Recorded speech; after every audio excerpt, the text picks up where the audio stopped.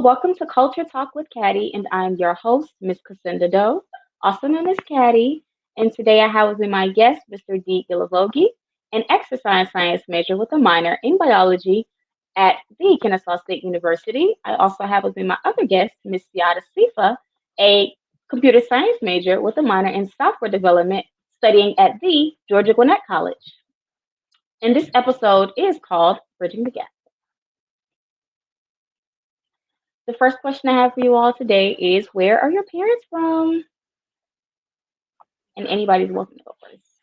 I know. My parents are from Liberia, West Africa. They're part of the. My mom is part of the tribe. She's a Grebo woman, and then my dad is a Loma man. My mom was born in Monrovia, Liberia, and my dad was born in Sierra Leone, but he grew up in Liberia.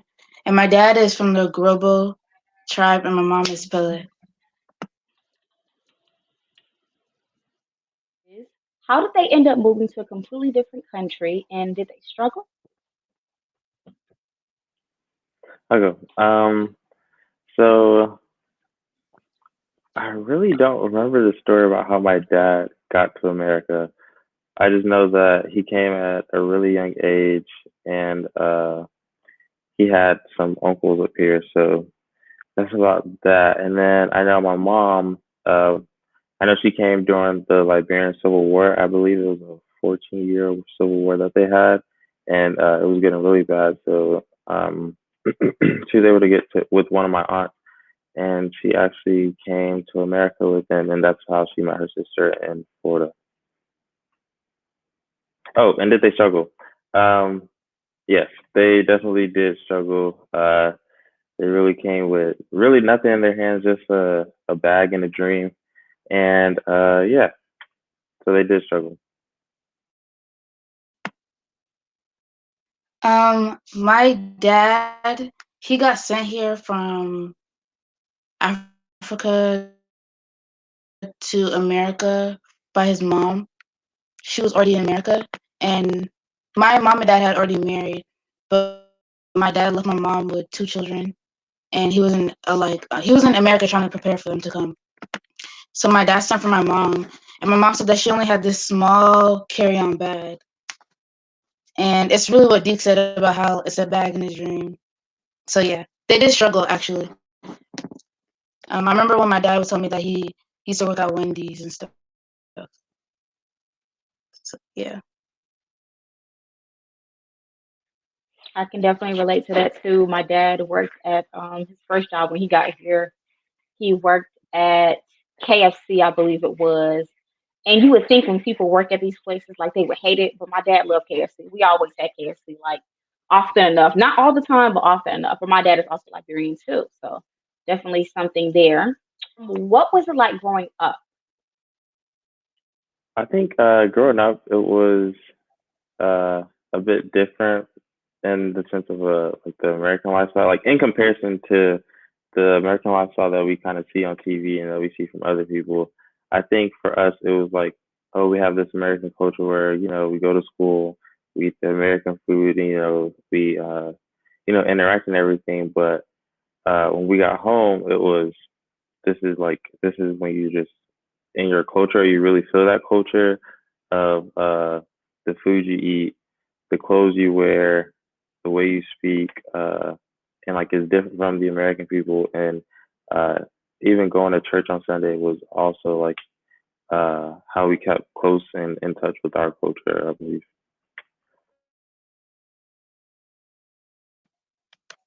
Growing up for me, it was really like the best of both worlds, just like what Deke said, because it's like you're growing up with going to school every day with these different people who are like not fully like you, and it's not the same.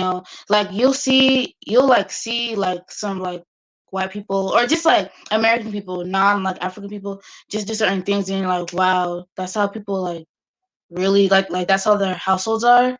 And then you come home and they're like, my households are so different. Like they don't know like my actual life beyond what you see at school. And yeah, it's literally like what Deke said about going to church was such a big thing.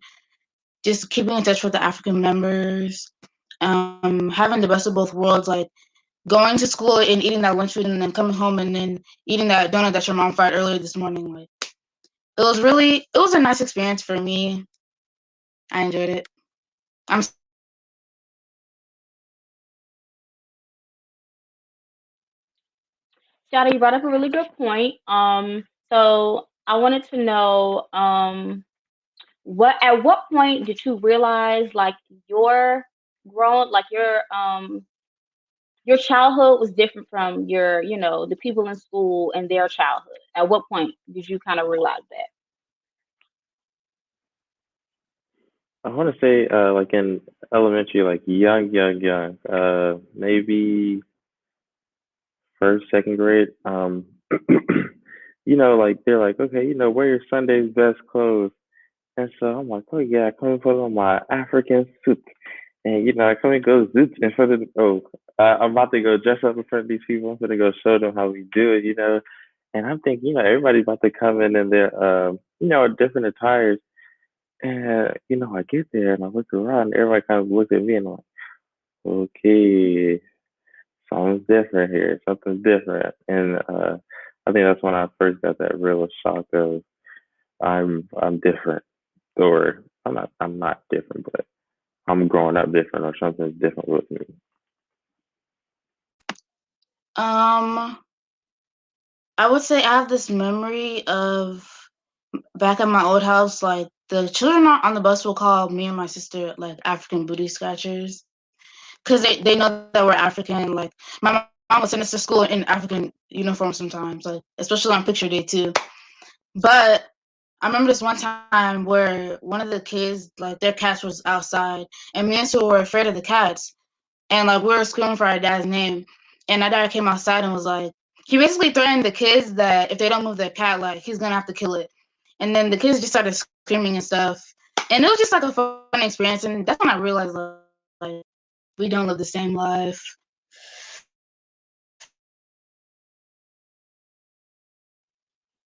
I can definitely relate to sort of both stories. That is actually hilarious, Yada. I remember a time specifically when my dad came up to the school and he had on his regular work clothes. He didn't even have on like anything that really, showed that he was African, showed. But my dad had a very strong African accent. And I remember this was literally like first grade. um he came and he was like, my childhood nickname that everybody still calls me is Munchkin. And he was like, Munchkin.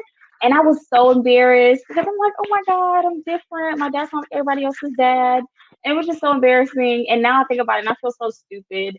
But I have to ask, since I had that anecdote, you can definitely answer that. I think you know what I'm gonna ask. Was there a time when you were ever embarrassed of your heritage growing up? Absolutely. Well, yeah, I'm not gonna cap. Yes, embarrassed is the word. Uh, when it came even down to my last name, like, you go to school, you see John, Joe, Brown, Black, Johnson, White, something like all these different names. You're like, dang, my name is way off the charts, way off the charts. And then everybody doesn't know how to pronounce your name. They make fun of your name and all this other stuff. And like, I'm like, dang, I really want to be Deacon of Junior. Is that who I want to be? Uh, it's like you kind of get used to people messing up, like, and you having to correct them, and then you start realizing, oh, okay, my name comes after this person's name on the roster, or on the the roster. I call it the roster, but it was definitely like getting used to. It kind of made it fun too to like kind of guess where your name was, and so I would shoot my hand up anytime a teacher could, take that double take, and it's like, oh yeah, that's me, and so I'll just raise my hand. But yeah, Deke, literally what you said was so on point. Was so on point. Especially with my name, like my first name and my last name. My last name used to be Upui, Eukpeh, in like sophomore year of high school and down. So when people came to my name, it was like I'm gonna pronounce this Saida. No, it's Siada. And it was really draining, just like correcting them, like no, like that's not my name. But there were times where I felt very embarrassed to be like African or like just embarrassed of my culture. I remember like in elementary school, the award shows that they would have like every 6 weeks. My dad would come every time. He'll be so proud. Like he'll like be in the front trying to take pictures when they would tell him to go sit down. And whenever he came, he always carried the African hat, like, and he has different multiple types. And every time he did that, I just got so embarrassed, and I don't know why. Like I really I regretted the embarrassment, but at the same time, I was like small, so I didn't realize like the significance of the culture. But I was just so embarrassed. Like when he came in his African suit, it was embarrassing. It was embarrassing because I was different. Like people would ask me, "Is my dad like?" People would ask me if my dad was Muslim. I kind of don't know what that had to do with anything, but they would just ask me questions about my dad, and I'll be like, "Like we're African, like that's what we do and stuff like that."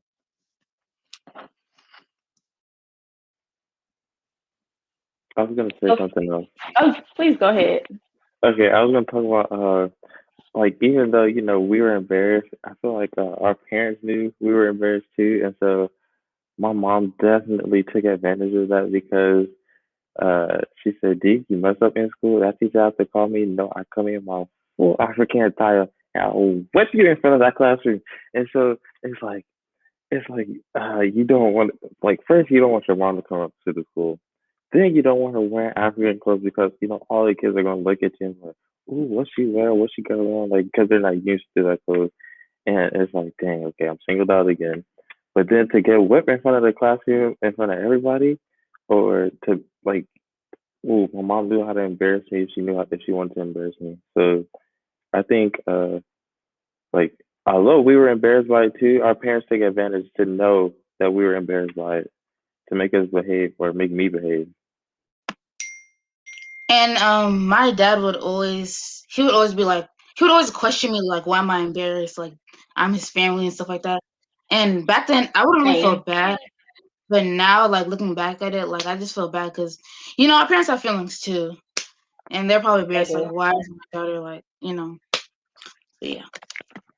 No, Sad, I definitely relate to that. Like, like feeling bad later on. Like to this day, my dad passed away a couple of years ago. So to this day, I still think about that. And I'm like, dang, like why was I so embarrassed about him?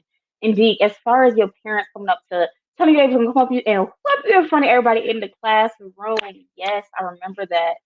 I remember that so well. My dad told the teacher that she had the authority to go and whip me if I acted up. And then even, to your point, Yada, about your dad coming to all your award shows, girl, my dad came to every one of them. He literally didn't miss any of them. He would Everyone, literally the same way that I was embarrassed with him in elementary school, like way when I was in kindergarten, when he called my name, in the cafeteria. When he did at the award shows, I was literally like, oh, I was just so embarrassed. And now that I think about it, it just makes me feel so bad because they have feelings and it's just they have feelings too. So it just kind of it makes us feel like, dang, like why were we ashamed back then? So I feel like this is a great stopping point. So we'll have more after this.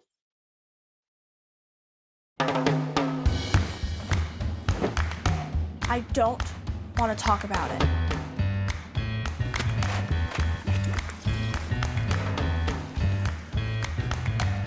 I don't want to talk about it.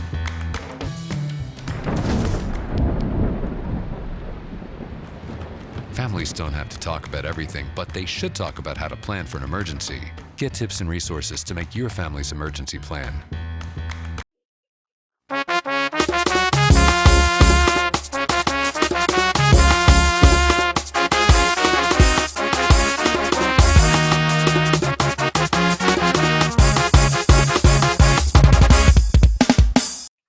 Welcome back to Culture Talk with Caddy. We are having a very enlightening conversation. I can't help myself but to join in and share my little anecdotes too, because it's just so lively and so relatable.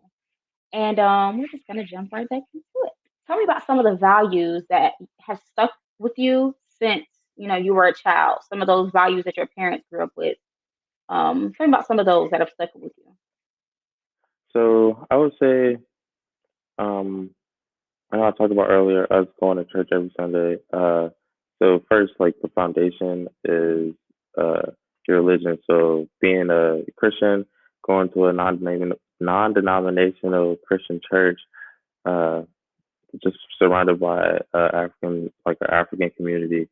I think that really helped me stay grounded, not only in like not only just for myself, but making sure like I look respectable and well behaved in front of other people because like I say this to them all the time. I say like my name holds weight, and so when I go out, yeah, I got to make sure I'm representing myself, my family, and making sure like the name holds like my name holds weight, and people will realize that. And everybody names hold weight, but I'll make sure my name holds. Yeah, The yeah, and Gilavogi then name. the Gilroy name, and don't you forget it. But yeah, so the other thing I want to talk about is uh, my mom. She always used to say, not always, she still says this: the way you make a bed, that way you will lie down inside it. So like you got to set yourself up. Um, like nobody's gonna go in your room and like unless you're going on vacation, you know how people make your bed and stuff. But when you at your house, you're making up your story and you're writing your story. And you have to set yourself up for success. Um, Okay, so my mom, she will always say phrases and proverbs, African proverbs that like always to this day I still hear. She'll say stuff like don't feed me my flowers or don't give me my flowers when she's dead. And by that, it means don't give them all the praise when she's dead. Don't give her all the praise when she's dead. Like give her her flowers while she's alive, like now. Like appreciate her now. And sometimes I fall short of like appreciating my mom, my parents, and what they did for me. And every time she says it, I'm like, whoa, like she's right. I mean, I don't need her to say it every time, but like her voice keeps like ringing back at me, like don't give her flowers while she's alive. And that's one thing that like I still grow up now. Like it helps me with my appreciation to not even my family, but my friends, um, my outside people that I still have love for. And then another one that she says is TWT, time will tell. So I'm still young and I like to talk all this stuff, but she's saying like you don't like time will tell, time will say what it's supposed to say, time will speak the truth, and yeah.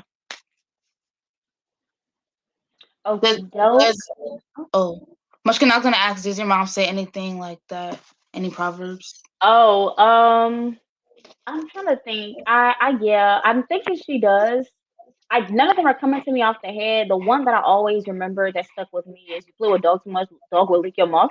That's my favorite one, just because No, literally. um, you know, people play a lot, so you have to know your boundaries. And especially, I grew up with a lot of kids in my house, so you got to make sure you don't play with them too much, or they will start getting out of hand. So that's one of the proverbs that to this day I know about. Do you guys ever feel like a burden upon your shoulders, to carry on some sort of legacy or something because you're first generation immigrant? The thought of that like going through my mind is almost every day. Cause me, I'm yes, I'm first generation, but also like some people call it Americanized. Everybody has their different levels of how close they are to their own culture. But a lot of people see me as Americanized. Sometimes I see myself as Americanized, and sometimes I see myself like lacking of culture. And like I just remember this year and like around half of last year, I'm like I just got introduced to all these new like African musics, Liberian music, Nigerian musics, and it was just like wow, I'm having a culture shock within my own culture because I've been missing out. And sometimes I'm like, am I gonna teach my kids how to make the food that my mom's making right now? Am I even gonna know how to make it? And sometimes I catch myself. Sometimes I like have to like go inside the kitchen and see my mom like what she's cooking and like follow after her, so I can just like implement those like things in my mind, so I can pass them on to my children, and my children can pass them on to their children. Thank you for that. Thank you. I definitely relate to that girl being in the kitchen trying to see, okay, she put this in this, she put this in this. Like, that's definitely something. So Deke, of course the question is extended to you. Does it ever feel like a burden? Yeah. So I was gonna say, being a first generation, like our parents, they came from like they came to America with basically nothing, and like they built something for themselves, and they become people in this American society, like established people, and so it's like they worked so hard to get us to where we needed to be, or where we need to be, and where we are now, and it's like you can't let them down, and you can't you just don't want to you don't want to feel like a failure.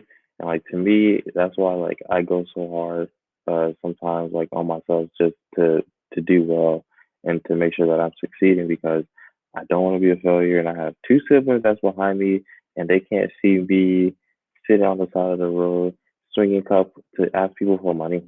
And it's like like I don't want to put that image out there for them. Like I want to be a role model not only for my siblings and not only for myself, but to other people so they can see like you can come from a different country, come here and really just make a name for yourself. And remember, my name holds weight.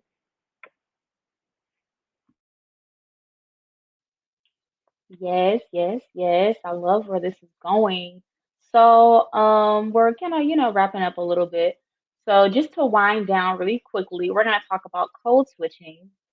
We've done it a couple of times during the interview. It's so easy.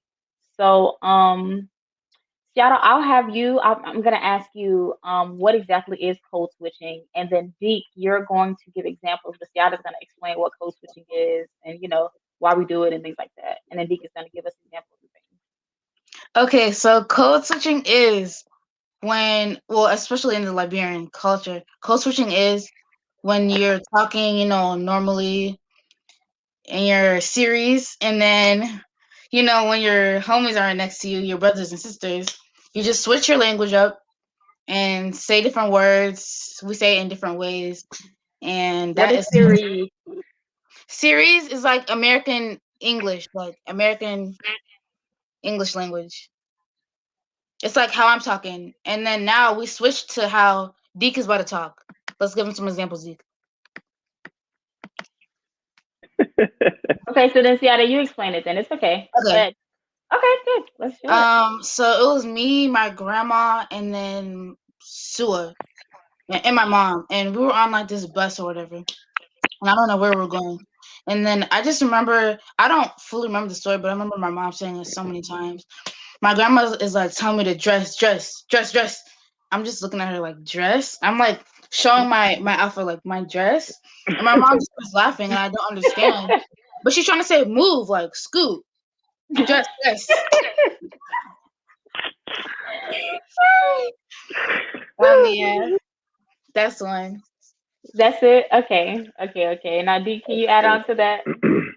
So basically, we go to school, like everybody always like nobody really thinks they have an accent, but really people have accents, right? So we go to school, we hear American accent, but when we come home, we hear how our parents talk.